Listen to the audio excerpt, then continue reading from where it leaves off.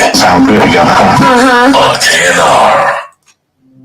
Want to boost your family's overall health and strengthen their immune system? Then choose Silverlab Immune Booster Liquid as your preferred shield of protection against harmful germs and flu. Gargle, drink or nebulize Silverlab Immune Booster Liquid to prevent and manage a wide variety of health conditions including flu. Ideal for daily use by your whole family. Get Silverlab Immune Booster Liquid now at leading pharmacies, health shops, retail outlets and online stores. All right, and on that note, we are definitely doing radio according to our health, which is very, very, very, very vital, especially now that it is winter. And on that note, I welcome you as we are joined finally in studio, not virtually, but in studio again by Dr. MDITSHWA. How are you doing, Doc? Good afternoon, Lady P. How are you? Oh, we're good. We're trying. I call IV drip or something on us. In us booster, you know, I feel like almost half year fatigue is bad. I think you look fine for me. I might just grab some coffee, you know. And then we'll be fine then. Yeah. Okay. Some honey, coffee, and ginger. I have so many questions which are not about this topic, of which we will continue about these topics on another day, because I'm planning bronchitis in Tony, and at the same time, what is asthma? So we are going to be finding out from Dr. MDITSHWA. Can you also actually have both? Can an individual suffer from these two conditions? Doc, only bronchitis. Good afternoon again to you as well as the listeners and the viewers. Thanks. Bronchitis is one of the conditions that affects the respiratory system, which is how we breathe and how we exchange oxygen in the body.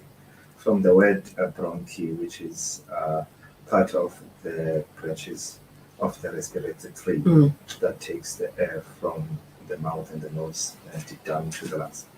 So when it goes into the lungs, it gets to the bronchi. So they get inflamed. Inflammation could be due to irritants or to infections. Very common, especially in the flu season. We've got the viruses that cause this bronchitis. But of course, other organisms can cause it, which include bacteria and some fungi. But important, it is normally caused by the viruses. Okay. I-bronchitis ke. Doc, ngikusondele nje ku-mic yakho sikwazi okwenye nje uyisondeze nje uthatha uyibamba isondele apha kuwe. Stunning. Now we can hear you properly. Perfect. Okay. Yes.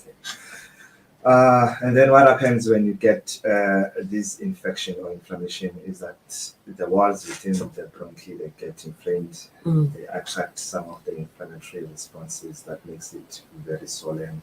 And because it's an airway, it has a lumen that passes the air. When it's swollen, then the actual lumen gets smaller because the walls are thin, and it also produces some of the fluids into that space that also covers the lining, which reduces the exchange of air, but mostly it will cause that irritation from it. And how does it present? Normally, you will have cough because you've got these plugs that are sitting in this lumen. So your body is trying to get rid of them. And also wheeze because the airway is narrowed, so the air struggles to pass through this small lumen, so it also makes that sound. They'll also feel a tight chest, like they can't breathe very well. When you look at them, you can see they've got difficulty with the breathing. Sure. Because it's caused by infection, might have some degree of temperature, which is fever, but it's not really marked. And it's also important to note that these symptoms that I've just mentioned are not necessarily specific for the bronchitis. So you need to worry about other things as well. Like I said, if you mention the fever, if it's very high, you need to look out for other things that come with the cough. And of course, the duration and the pattern is very, very important. With bronchitis, it's often caused by the virus, which is self-limiting. Okay. If you didn't have much panic, they will self-limit, and then after some 10 to 18 days, which is around 3 weeks, it should be over by itself. But sometimes it comes with pain because it's got infection, your body feels tired, you feel all these things, so you need to take some medication. Doc, now I want to find out about the cough when you've got bronchitis. Is it going to be a dry cough or is it the wet cough? The cough, often wet cough, like I've said, Okay. because of that phlegm that comes from the secretions from the lumen. So it's often very wet. That comes with it. And also, I also heard but it can be an acute or a chronic illness as well. I just want to find out, even for Umamile right now, but obviously an illness or a disease is acute or it is chronic, but it will. All right. Usually the term acute and chronic, it's an issue of the time itself, how Okay. long it takes. If it's acute, depending on which system, usually it's something that will come now and within the next 2 or 3 weeks or a month, it just disappears. If it's chronic, it's a pattern that will go beyond that. It could be beyond that and disappear and come back again. That's another term of chronic, that you can have it now and it recurs, it keeps coming back, then it becomes chronic. Okay. Other than that, for the bronchitis, we're looking at chronic, it's something more than 3 months. 3 months, okay. Up to 2 years. And it can subside and come back again, that pattern. All right. Let's move on to the highly anticipated, which is the asthma. Asthma. Definitely. Okay. Asthma, again, is also an airway disease, like bronchitis. With asthma, you've got also the similar pattern, which is airway inflammation. And also you get here the extra component is the hypersensitivity to any irritants that you might get. And also it results in the airway limitation. Here you've got 2 responses for this, which is hypersensitivity. That when you get this inflammation, your body reacts, and it might overreact, or it could be very sensitive to whatever that you get in your body. And the response is that it closes the airways, which is called bronchoconstriction. And then with the inflammation, more similar to the one we see in bronchitis, where you have this lumen getting thick because of edema. And because it gets thick, some of the fluids, they leak on the lining and also result in the actual lumen where the air is supposed to pass and cause plaques there. It will also present as well in the same fashion of cough. This cough here usually is dry, but can be wet because of the mucus. You've got tightness of chest, you've got shortness of breath, feeling difficult to breathe, and then you've got the wheezes. And it depends on how severe it is. These are just the classic symptoms that you'll get on any person. You might get the severe cases where they can't even breathe, they can't talk, they become very bluish because of the oxygen. They might also have some increased level of consciousness because there is no oxygen supply to their brain. But just to bring into the factors that will contribute to asthma, we've got genetic component, environmental, and other components. To note with the genetic component is that there's a term called atopy.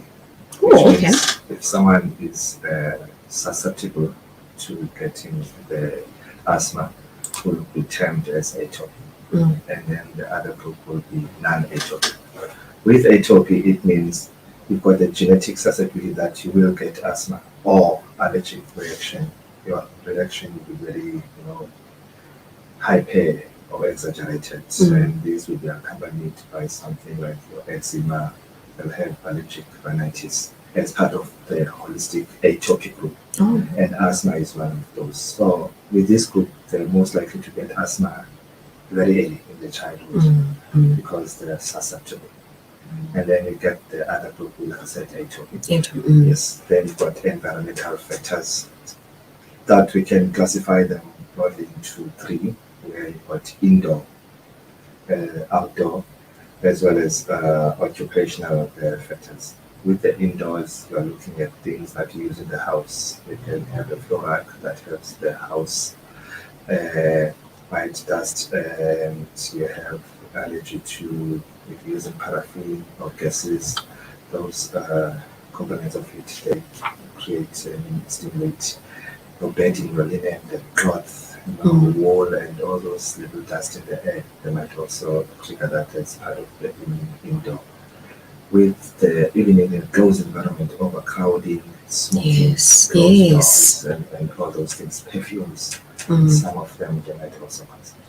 And then you've got the outdoor, where it could be the area you live around, for example, that there are factories around, they smoke, their vehicles, they release the gases, your carbon, your nitric dioxide and the sulfur oxide, which also emit from those ones. The grass, the flowers, the pollens. Yes, In pollen the definitely. season, sometimes you also exaggerate the asthma. Then you've got the component of work, which is occupational. Some of the chemicals or exposure within the work environment, they also predispose to asthma. People working within the wood or dust, those pollens. The sprayers painting, so cyanide, it also triggers the occupational asthma. And the pattern will be, if you are at work, the symptoms will be very, much exaggerated. If you're off on a vacation, not exposed to that, your symptoms might subside, but it's all about consulting your doctor and finding exactly what is your exposure or are you atopic. And also we have other factors where we've got drugs, medication, we call them drugs, not necessarily the Yes, those ones. it's drugs that could be prescribed, for medical conditions, looking at drugs for treating hypertension, beta blockers, and for aspirin, which is also used for prophylaxis of strokes and heart diseases, and also some of the anti-inflammatory drugs that we use, they also trigger this response. And you also have infections similarly, like we mentioned, with the bronchitis, your virus, your bacteria, they can also proceed and cause that. And also the habits we have mentioned, smoking on its Yes. own. Smoking on its own can also, later cause asthma. And even if it's passive smoking, it does have that component. And also anxiety, panic attacks, and one of those, emotion, very much of extreme emotion and very happy most of the time. People need to get this bronchospasm. That is the list, but it's not really top of the list. What is important now is that with asthma, with this bronchospasm, it must respond to the treatment that we use.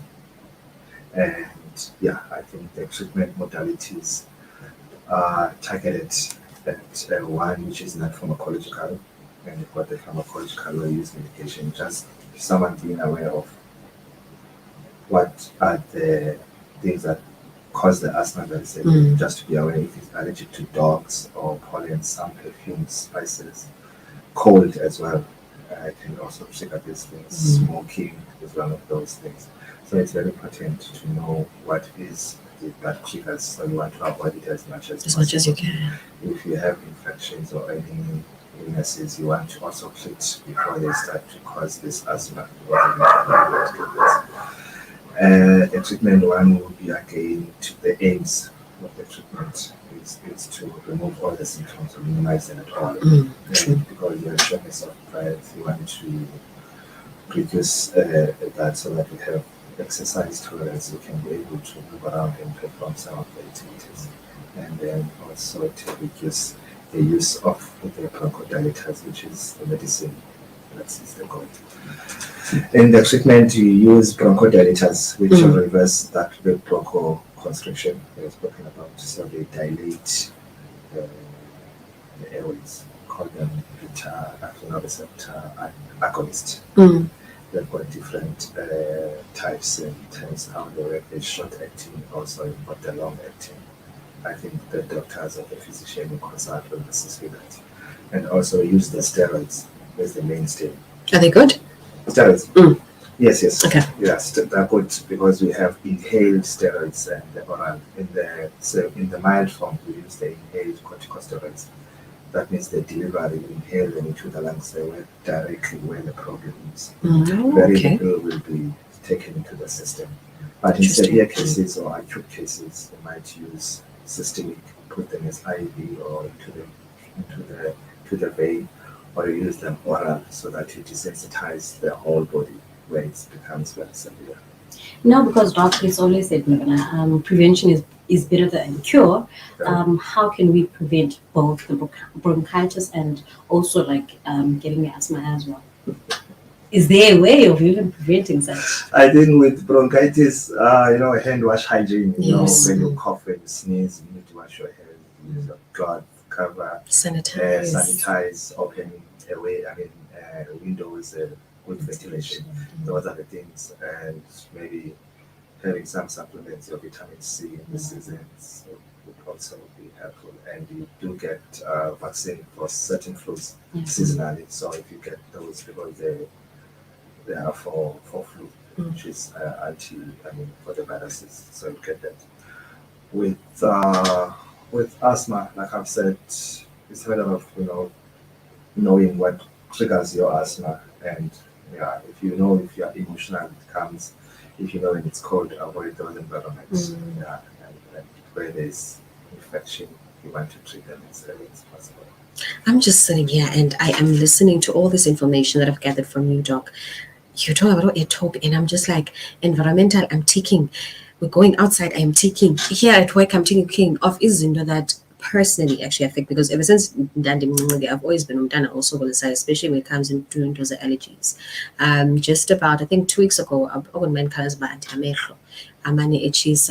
At the same time, I've got this runny nose. You'll find it other days, and so I'm in the team non-stop. And other days, like my chest is tight, but I'm just like, what can I do to try and stop all these things from happening? You will take your medication, because Xandra goes for allergies, those small little ones. I'm not going to call them, but it's purple and yellow, right? Those pills, right? I'll take 2 of them and then go 2 hours of right. But you find that instead of right, I'm actually sleepy. So I'm just giving out my feedback. Yes. Like and the eternal conversation, because you're taking us to school, like you're telling us about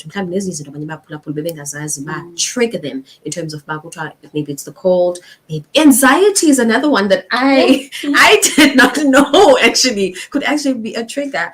But I'm trying to get a trigger in terms of anxiety. Suppose no perfume awuthini bekhona abanye ke ngokudoka abafuna izanto esicokola ngazo kule veki iphele zehappy.